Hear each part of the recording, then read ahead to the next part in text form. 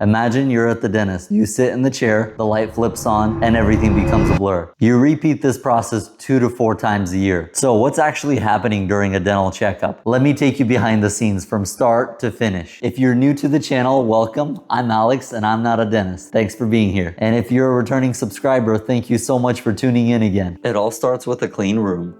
If we have a client before you, the room gets fully disinfected. All the contaminated instruments get taken out, and everything that came in contact with blood or saliva is sterilized. Any peripheral items get thoroughly disinfected. I'm using a product called Cavicide, which has a 3-minute kill time for most bacteria and viruses. We wipe everything down, including the chair, and then we let it dry. Of course, hand washing, always important. Next up, I set up my next tray. Usually has all our instruments that we need, a basic mirror and explorer, along with a periodontal probe or a ruler, and we bag the room. We are now ready to see the client. First up, we are gonna take a blood pressure reading. If you're interested at all in why we take blood pressure readings, please let me know down in the comments below, or stay tuned for a future video where I'll be explaining why we do that. So we did the medical history update, we took the patient's vitals. Now, we are gonna do the x-rays. This client is due for x-rays, so we are gonna take 4 bite wings or side profile x-rays and 4 periapical x-rays or x-rays of the roots of the front teeth. The x-ray camera that I'm using is portable, so you will notice I'm staying in the room. Both me and the client have lead vests. According to the manufacturer and current guidelines, the clinician and client no longer need a lead vest, especially when exposing digital x-rays, which we are. However, if anyone has a thyroid condition, I always like to put on a lead vest. You will notice I wear one almost every single time. I take anywhere from 8 to 10 sets of x-rays per day on the high end, and so it's important to me to keep myself safe. I'm using what we call phosphor plate x-rays, which is a type of digital x-rays that closely resemble traditional film, but are processed through a scanner. Once the x-rays are uploaded, I pull them up on the screen. Next, I do an intraoral and extraoral cancer screening. This is just to check for any abnormal lumps or bumps. This is another case where if I do see anything suspicious, I will most definitely have the doctor come in the same day. Once the intraoral and extraoral cancer screening is complete, everything looks within normal limits, I proceed with the cleaning. I like to start with an instrument called a Cavitron or an ultrasonic scaler.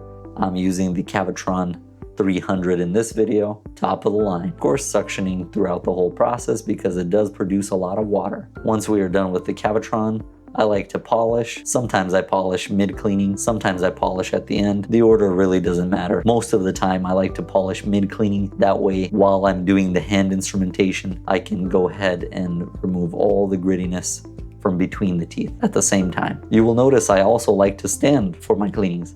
Unless I have a very difficult cleaning, I am standing 80% of the time. On to the hand scaling, or scraping as people call it. This gives me more tactile feel and helps me ensure I've removed all of the tartar and plaque. Because I took x-rays today, I'm not going to be doing any gum measurements or periodontal charting. Today, doctor is unable to come in and do the exam, but if I find any abnormal findings, we'll usually reschedule the patient to come back. We like to get it done in one visit, so of course, if I see anything suspicious or doctor sees anything suspicious, we will make every attempt to do the exam the same day. And most of the time, this is the case where your exam gets done at the same time. By the way, does anybody else think that I look like a Mewtwo when I have my loops on and my light wire? No, just me. And of course, we can't forget flossing.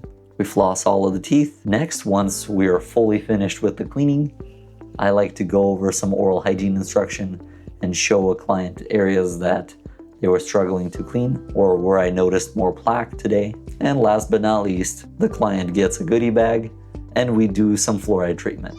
We can either do a varnish, which is a gel treatment, or a foam. This is what I'm using in this case. This can help up your resistance to avoid dental decay. You let it sit and usually instruct the client to not eat or drink anything for 30 minutes with the foam. The client puts on her Invisalign again, and here's the part I really love doing.